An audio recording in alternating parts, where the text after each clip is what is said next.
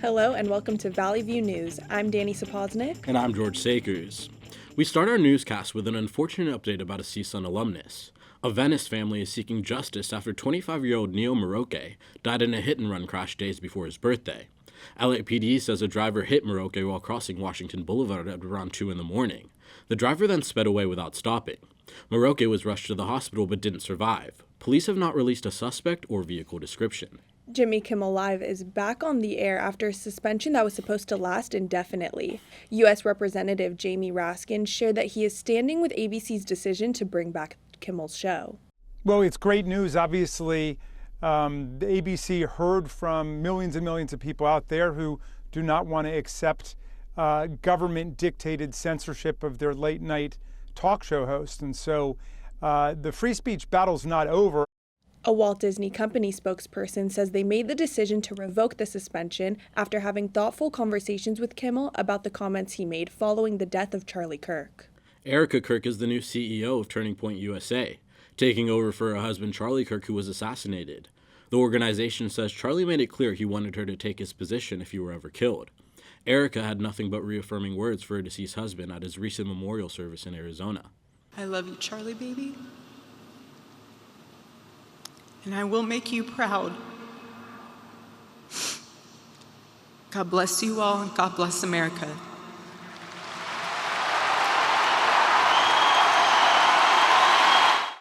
Turning Point board members say they will not surrender or kneel before evil. Instead, they will carry on. Utah Valley University is back in session following the shooting of Charlie Kirk that occurred on its campus. UVU President Astrid Tuminez is standing with the student body and helping them guide through their emotions as they return to classes. I said to them, take your grief, your anger, your fear, cradle it like a baby. You have to feel it.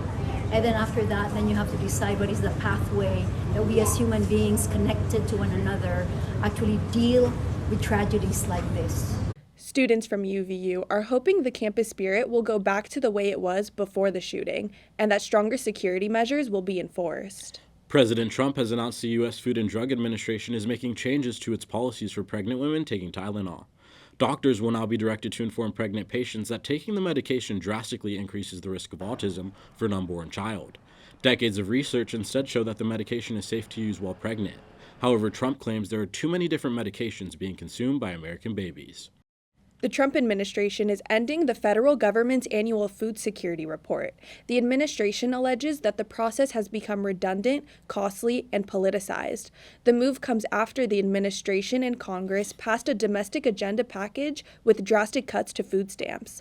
A recent analysis by the Congressional Budget Office forecasts 2.4 million fewer Americans are projected to receive food stamps after the changes.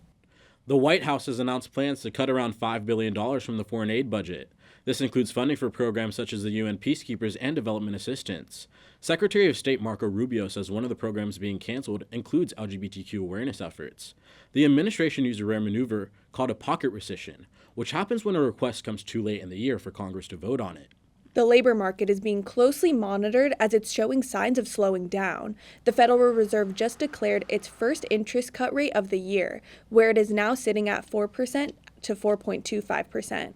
The job reports shared the economy added a little under 600,000 jobs this year. This is a decline from last year, where 1.4 million jobs were added. Fed authorities say they foresee around 2 more rate cuts this year and another next year.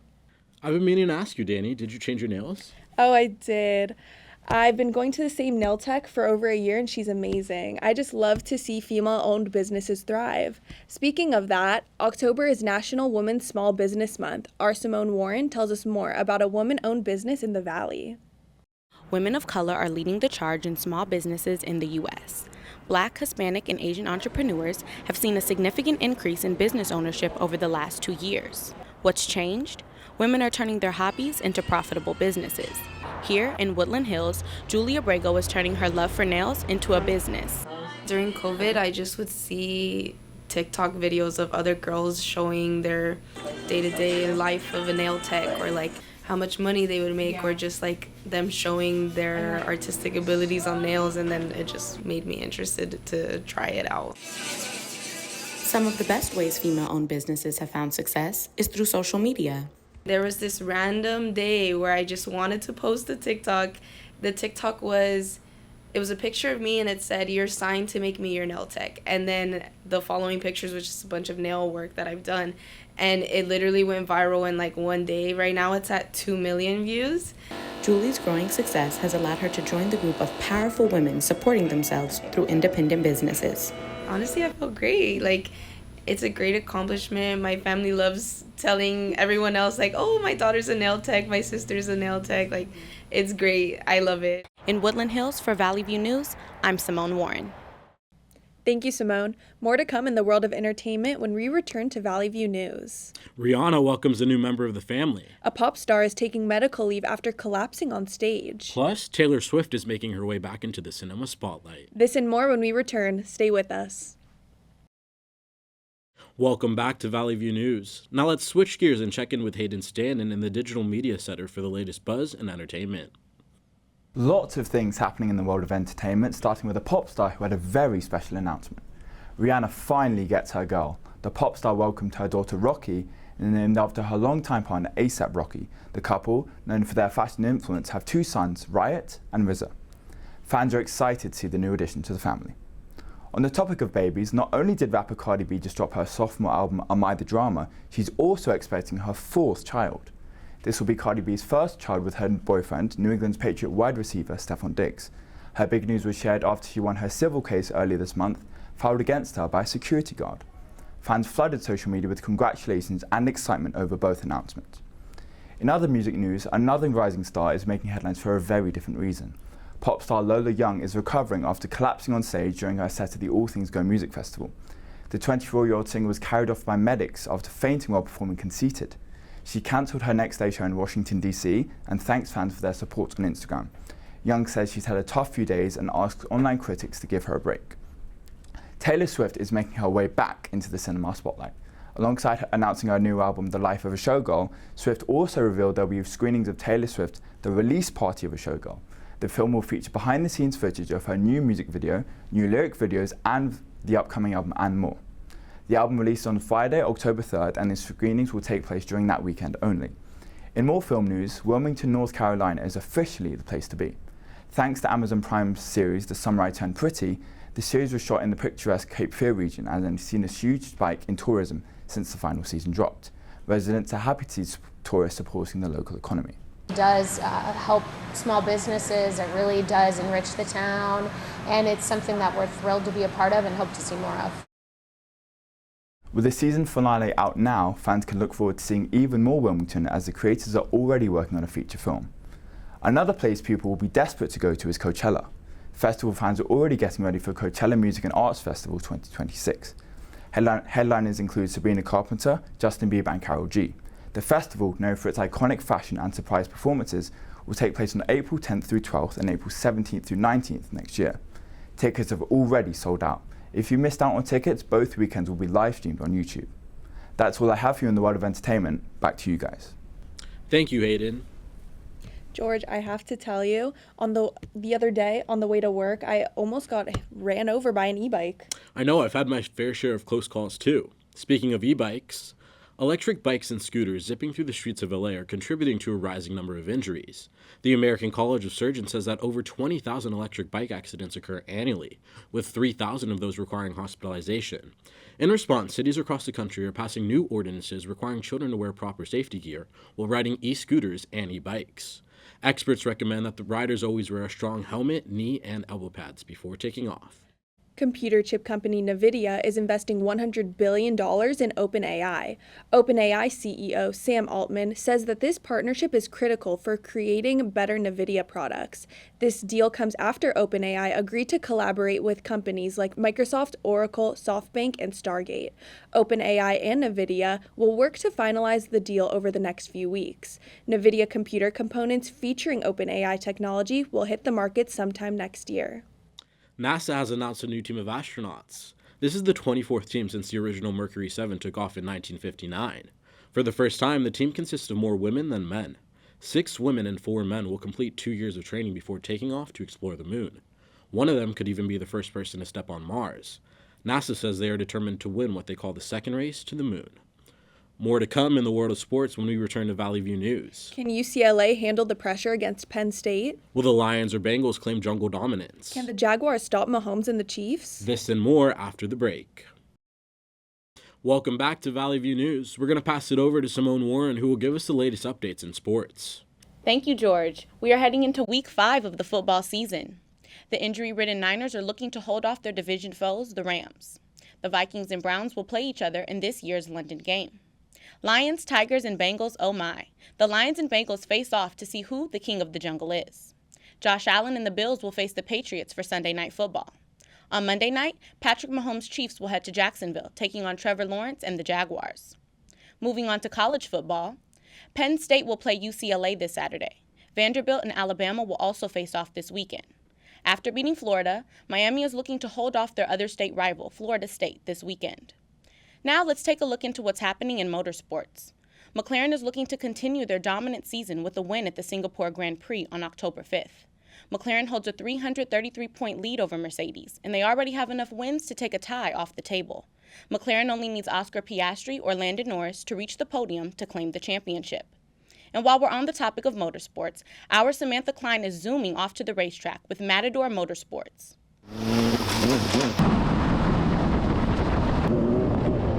Matador Motorsports is CSUN's top SAE senior design team, where engineering students get hands-on experience designing, building, and racing a Formula-style car. Each year, they take their skills to the track and compete with universities from all over the world. So it is a open-wheeled Formula-style single-seater race car. So what makes this kind of unique, I think, isn't the car itself, but it's the fact that we as students design and develop it all by ourselves. We don't outsource it. We don't take really much outside help at all. We do it all in-house. Not only does the team have to build the car, but they also have to learn how to race it. Working on the car, I have to think about designing it and physics, but when you're driving it, you just go, all that goes away. You don't think, I don't care at all about the physics. I don't care about any of the things that go behind it. I just care about going as fast as possible, because that's what you have to do. We're racing a competition at the end of the day. And that competition, which takes place in Michigan in May of next year, is approaching much faster than you'd think. Breaking into that top 10 it's a hurdle for sure. So we have a lot of work ahead of us, but I think we could do it. I think we could hit top 10 for sure.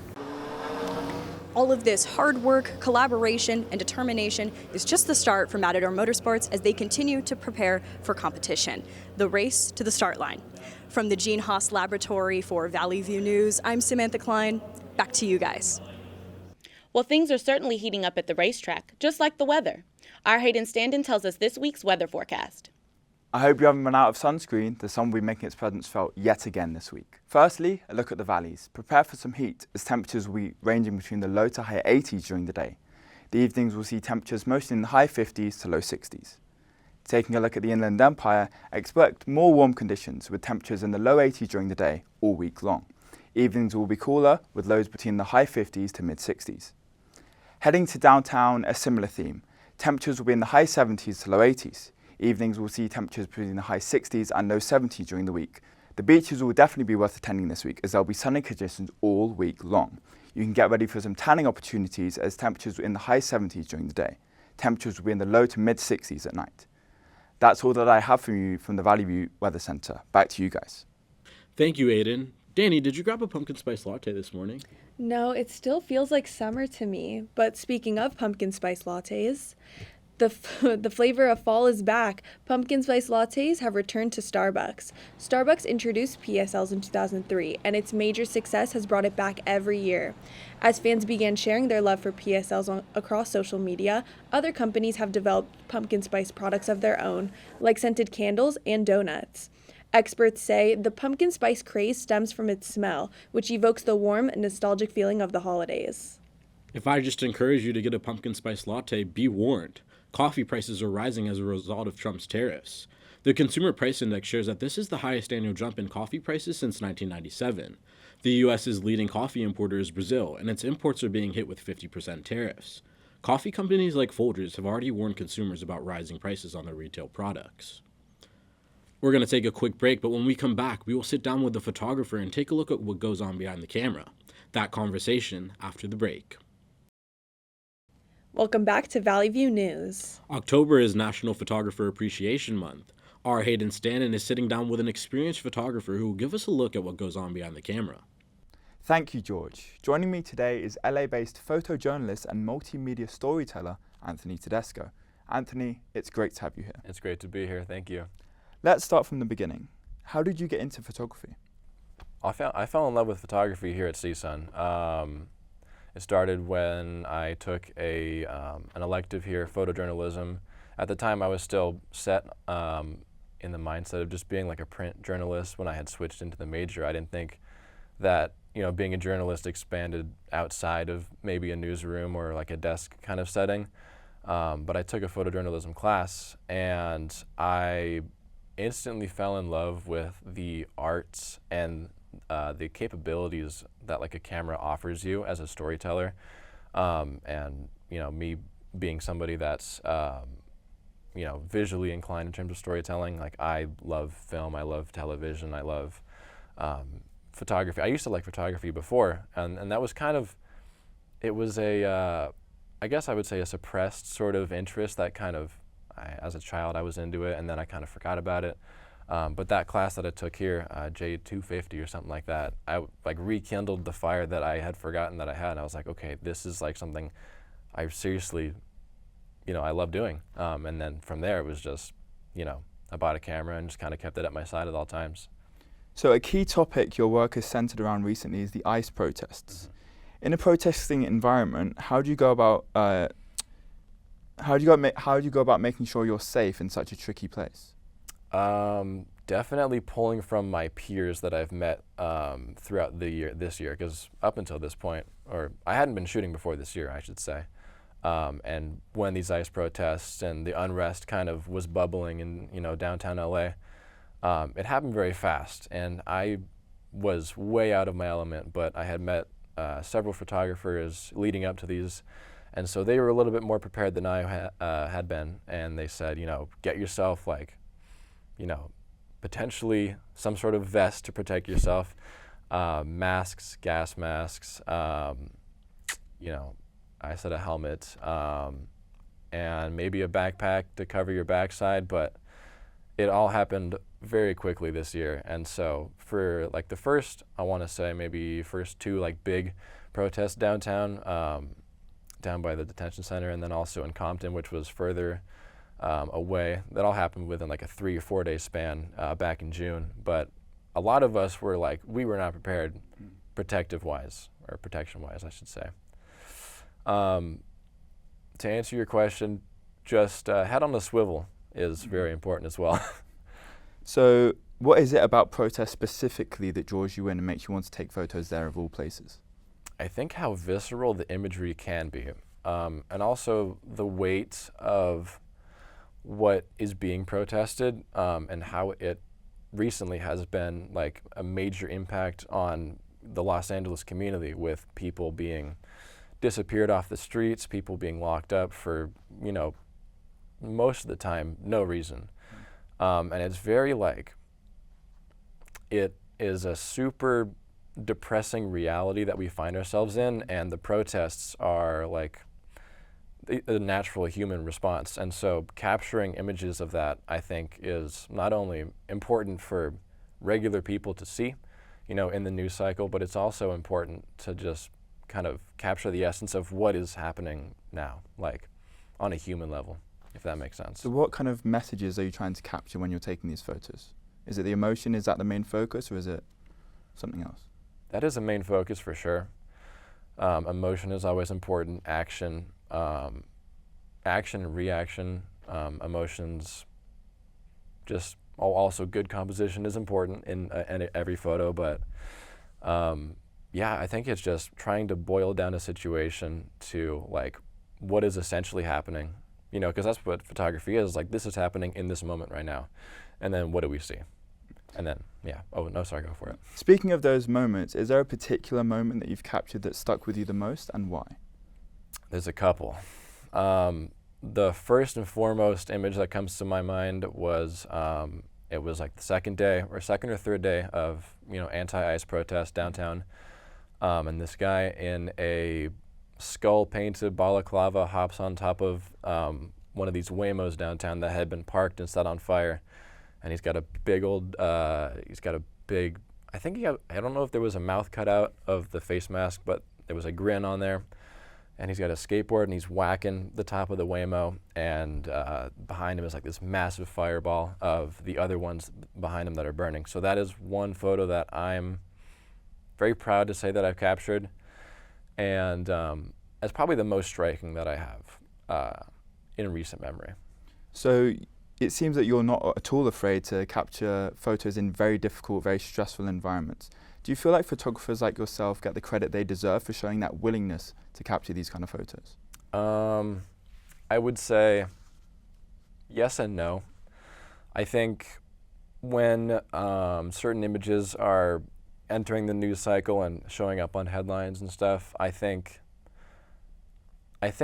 the recognition comes after the fact. I think more of the attention on, from the audience perspective is based on the photo itself, and then, in retrospective, we look back and say, oh man, I can't imagine what this photographer had to go through to get this image, which, I think has been a big thing that's been going on recently. Just there's so much going on, and so much chaos, I guess is the right word to use. There's a lot of more important things to worry about, in front of the camera than what's going on behind it, which maybe is not.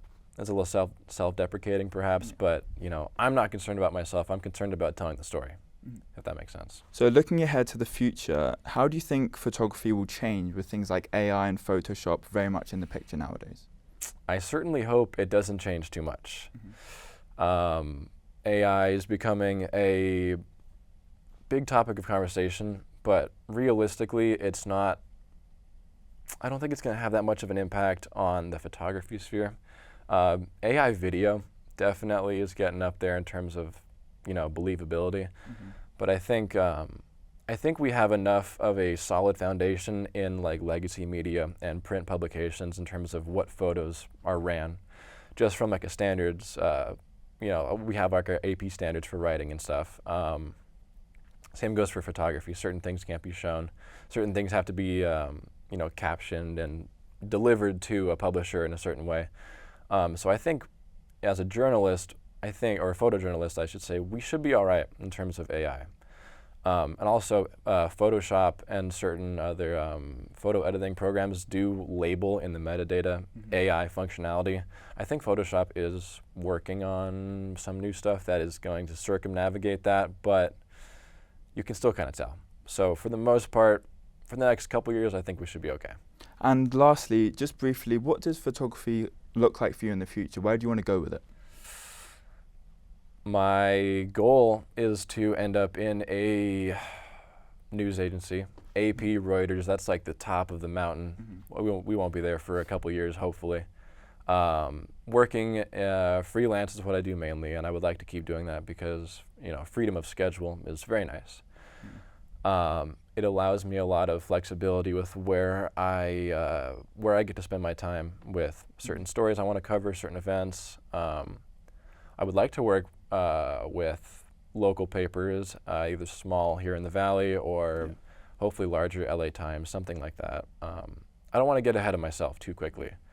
I would like to be humble with my skills. I've just started this, at the beginning of this year, and I don't want to throw myself into a situation where I would, jeopardize my reputation or my employer's reputation, because I have a lot of respect for media, legacy media, as well as new media, that's coming up. I wouldn't want to be, that guy that messes things up. So. Thank you so much. It's been a pleasure speaking to you today. It was wonderful to hear your story and gain an insight into what the life of a photographer is truly like. Back to you guys in the studio. Thank you, Hayden. You know who's hard to catch on camera? Santa. The U.S. Postal Service is helping Santa Claus get a head start this year.